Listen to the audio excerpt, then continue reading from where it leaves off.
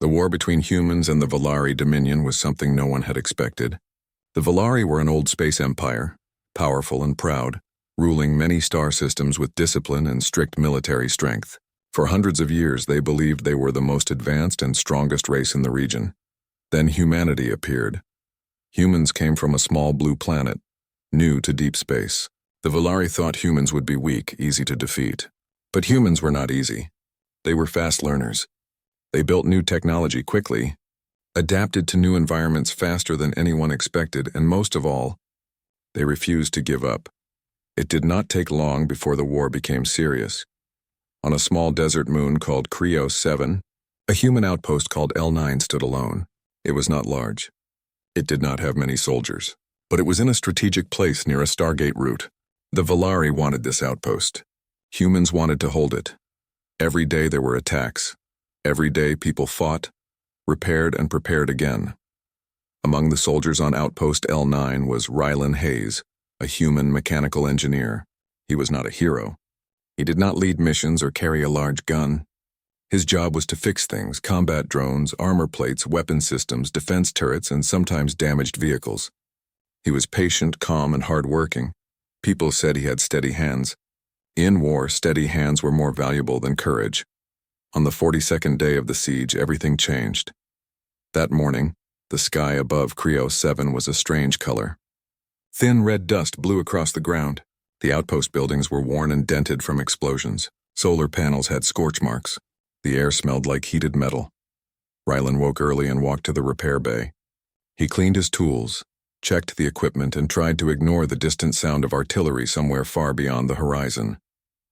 He worked quietly. He did not like noise. At midday, the alarm sounded, a loud, sharp sound that echoed across the entire outpost. Wee-yo! Wee-yo! Incoming enemy dropships, soldiers ran. Officers shouted orders. Defense systems powered up. Energy barriers shimmered. Rylan grabbed his tool pack and helmet and ran outside. He did not carry a big weapon, only a compact sidearm. He stayed near the defense lines because something always broke during the first minute of a battle. He was right. The north turret overloaded and shut down. If it stayed offline, the enemy could land troops directly toward the command center. Rylan sprinted across open ground, energy fire flashing around him. He slid behind sandbags and opened the turret panel. Sparks showered out. The internal circuits were burned. Come on, come on. Rylan muttered, rewiring by hand. He heard shouting. Human soldiers took positions. Valari soldiers were landing. Tall figures with metallic armor that shimmered like scales. Their helmets looked like skulls of birds of prey. They moved fast and silent, trained from birth to fight. Explosions shook the ground again. Rylan did not stop. Just as he connected the final circuit, something moved in the corner of his eye. A figure crashed down near a broken supply crate. Armor cracked. Dust flew. It was a Valari warrior, and she was alive. Rylan froze for a moment. She was larger than a human woman, with smooth, dark silver armor plates covering her limbs and torso. Her helmet had a sharp, curved design. She tried to push herself up but fell back. Her breathing was rough and uneven. Her right shoulder armor was damaged badly, fused into her skin by heat from an explosion. The wound was severe. She tried to raise her weapon toward him, but her hand trembled. The weapon's power cell flickered weakly. Her voice came out soft but sharp. Stay back. Human... Rylan looked at her injury. If she stayed there, she would bleed out or get shot by someone else. And despite the war, he could not walk away from someone dying in front of him. He spoke calmly. I'm not going to hurt you. If I leave you like this, you will die. The Valari warrior stared at him. Her helmet visor retracted halfway, revealing part of her face. Pale silver skin, sharp eyes, and long patterns of faint glowing lines under her skin. She did not understand mercy. Valari trained to fight until death. Retreat or surrender was shameful. You show pity? She asked slowly, voice confused. Rylan did not answer. Instead, he reached down and grabbed her under the arm. She tried to resist, but her strength failed. She was heavy. Valari bone structure was denser than humans. He pulled her behind a collapsed bunker wall where the gunfire couldn't reach. She watched him with unblinking eyes. She did not speak. She did not trust him, but she did not have the strength to stop him either. Rylan activated his wristcom. Command, this is Rylan.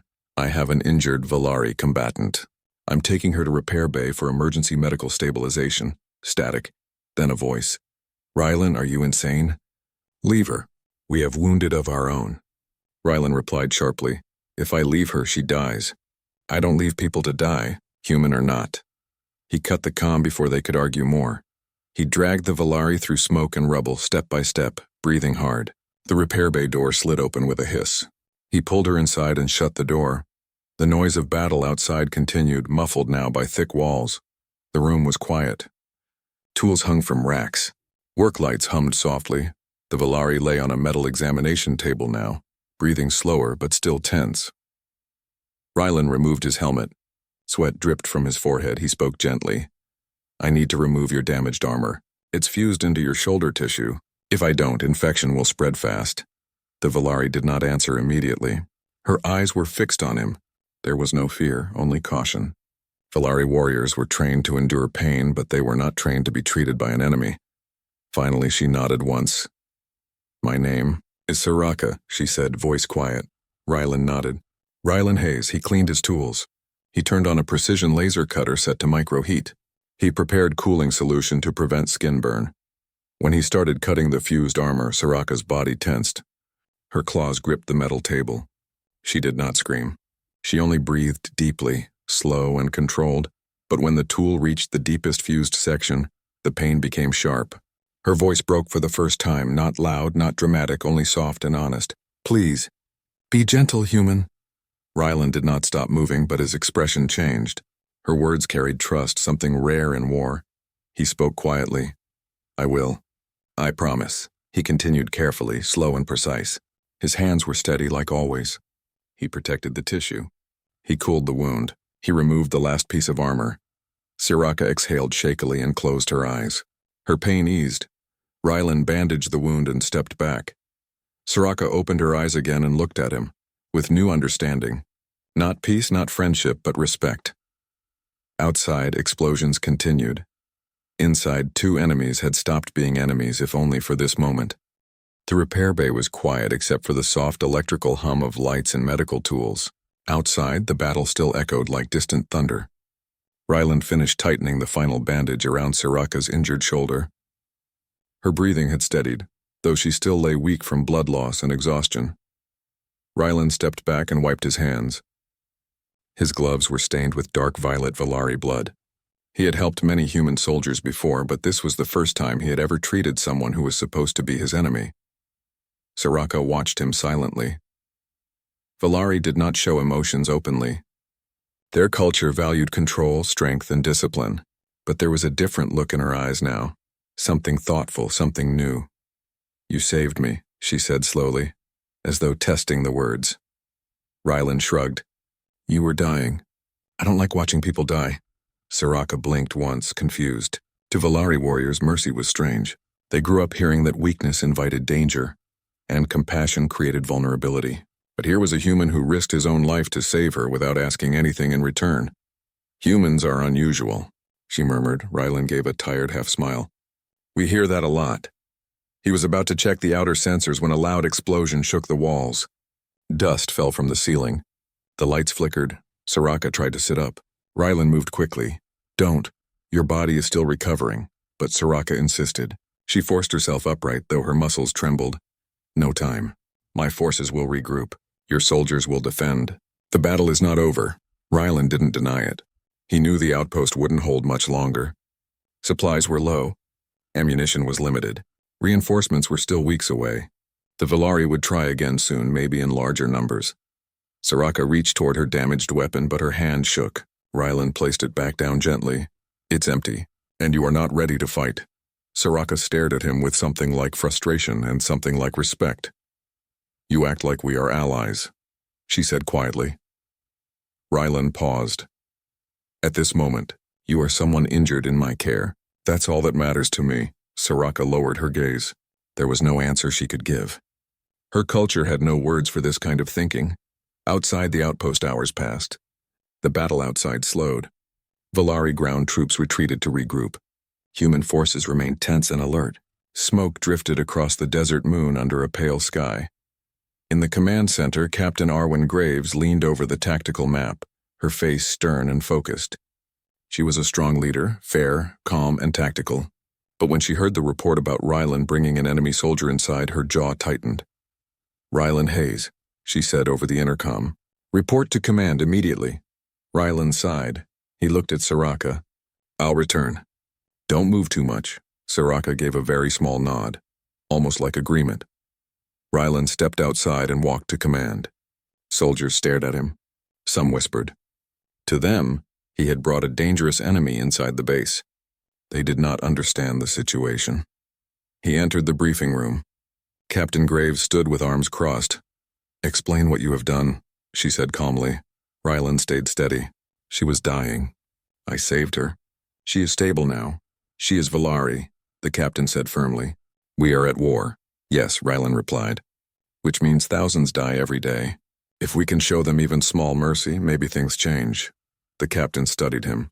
Rylan was known for being level-headed and reliable. He was not reckless. Finally, she exhaled. "Very well, but hear me clearly. If she becomes a threat, if she harms even one soldier—" "I know," Rylan said softly. "I will take responsibility." The captain nodded. "Keep her contained. Observe her behavior." "And Rylan?" He looked up. "You did a good thing," she said quietly, "even if others won't see it yet." Rylan felt a small warmth of relief. Back in the repair bay, Rylan returned and found Soraka sitting more upright, examining the tools near her. She heard him enter but did not reach for anything. She simply spoke. "Your leader allowed me to stay." Rylan nodded. "For now, but you must not attempt to escape or harm anyone." Soraka's response was calm and clear. "I am a warrior. I honor agreements. I will not attempt violence," Rylan believed her. Valari were strict about their honor. He sat on a metal stool, facing her. "Soraka, I want to understand something. Why were the Valari so eager to conquer human territory? We didn't attack first. We didn't threaten you." Soraka looked at him with steady, serious eyes. "You grew too fast." Rylan blinked. "What?" "Humans spread quickly across space. You adapt fast. You improve technology without limit. For us, it took centuries to grow. You did in decades what others did in lifetimes. Many Valari leaders fear what humans may become." Rylan thought about that. Humans did learn fast. They always pushed forward, so the war started because— "You were afraid of us?" Soraka hesitated. "Some were afraid. Some were proud. Some saw opportunity. Empires do not like rivals." Rylan leaned back. He had always believed humanity fought this war to defend themselves. He had never considered that the Valari fought out of fear too. Soraka continued quietly. "But now I see humans differently." She looked down at her healed shoulder. "The careful bandages, the neat stitching. You are dangerous. Yes, but you are also kind. You help even those who are not your own." Rylan didn't speak. He didn't need to. A sudden attack, a sharp alarm cut through the still air. "Warning. Airspace breach, enemy dropships. Incoming." The Valari were attacking again. Rylan grabbed his tool pack and stood quickly. Soraka struggled to her feet. "No," Rylan said. "You cannot fight. You are injured." Soraka braced herself against the table. "My honor does not allow me to remain while others risk themselves. I may not be your soldier, but I will not lie here and watch." Rylan looked into her eyes. He saw determination there. Not violence, not hatred, just the instinct of a warrior who refused to be useless. And he realized something.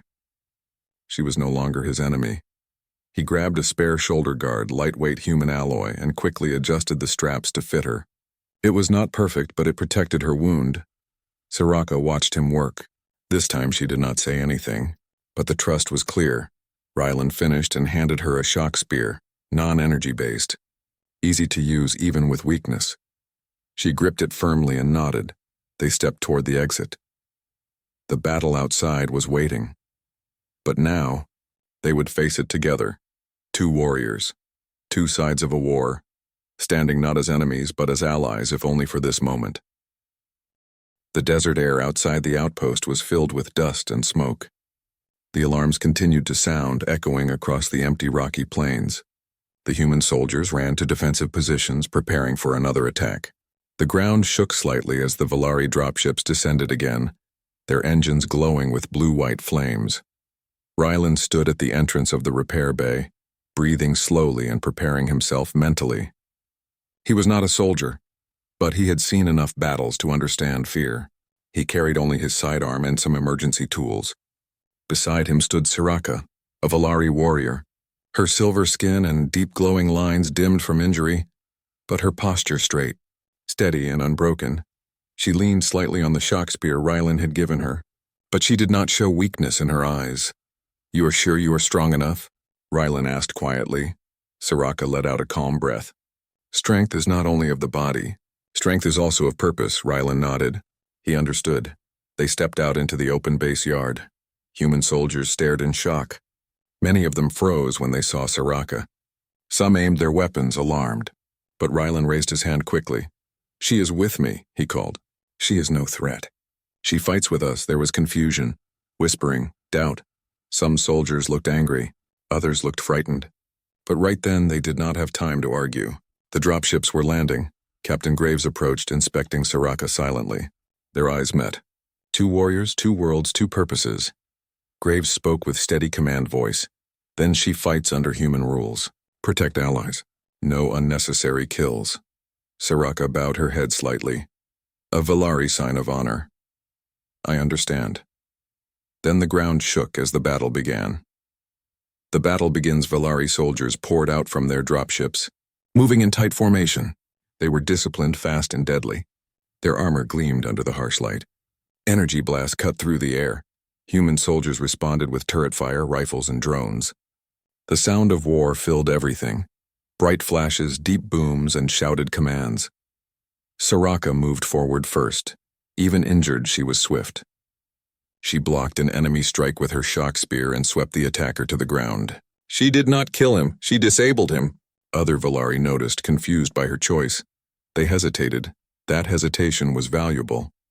Rylan stayed behind cover, repairing a damaged defense emitter. Sparks flew as he rewired circuits under heavy fire. A human soldier shouted, "Engineer! We need that barrier up, I know! Give me 20 seconds!" Rylan answered, voice strained. Siraka stayed close to him, protecting him from incoming attacks. When a Volari warrior charged toward Rylan, Siraka intercepted, blocking the blow. The attacking Volari looked shocked when she recognized Siraka.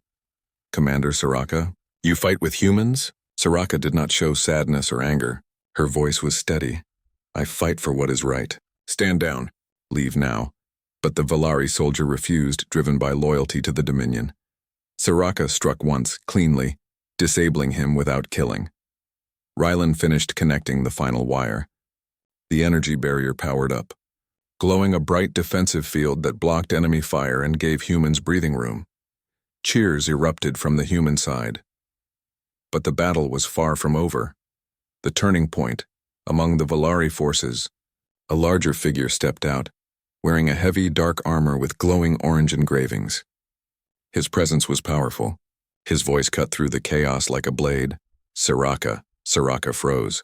Rylan looked toward the approaching figure. "Who is that?" Siraka's jaw tightened. "My commander. High Warlord Varric." Varric walked forward with slow, deliberate steps.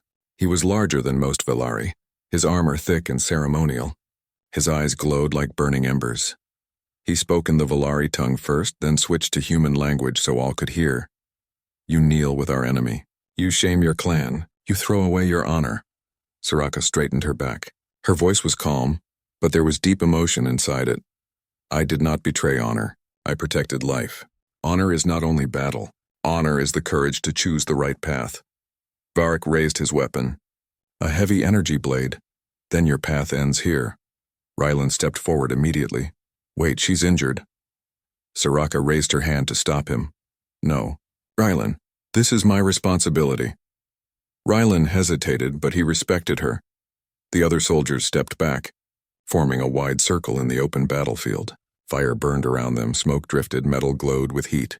The two Volari warriors faced each other, one fighting for tradition, one for a new understanding. Varric attacked. His strikes were strong, heavy, meant to crush. Siraka blocked as best as she could, but her injury slowed her. She stepped back, breathing harder. Rylan watched, fists clenched. Soraka dodged another strike, but her weakened arm faltered. Her spear nearly slipped. Varric swung again. Rylan couldn't stand still anymore.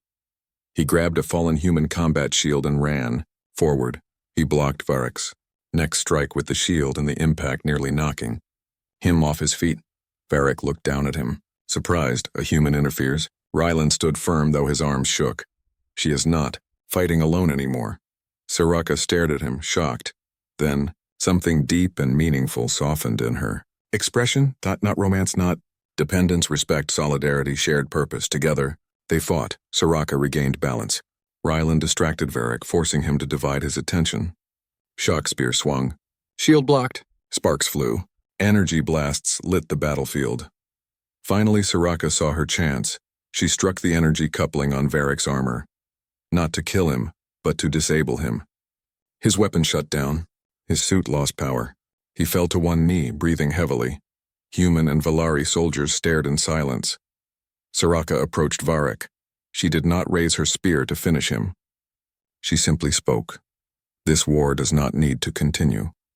Varric looked up, and for the first time, doubt flickered in his eyes.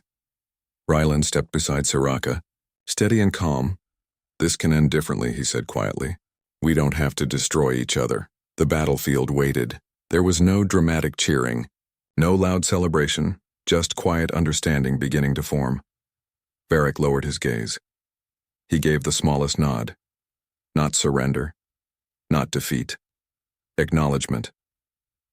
After the battle hours later, the battlefield was quiet. Both sides had pulled back. Medical teams treated wounded from both armies. No one attacked. No one shouted. Everyone was tired of loss. Soraka sat on a stone ledge watching the pale sky.